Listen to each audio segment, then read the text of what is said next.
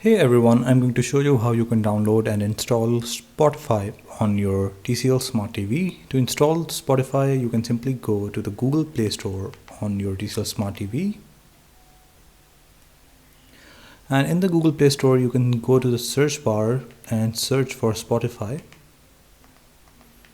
You can type in by using the navigation keys on your remote.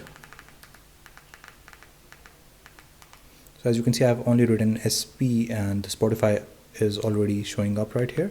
So I can simply click on the install button right here and it will start to download and then install. Once the Spotify is downloaded and installed, you can simply click OK button to open it.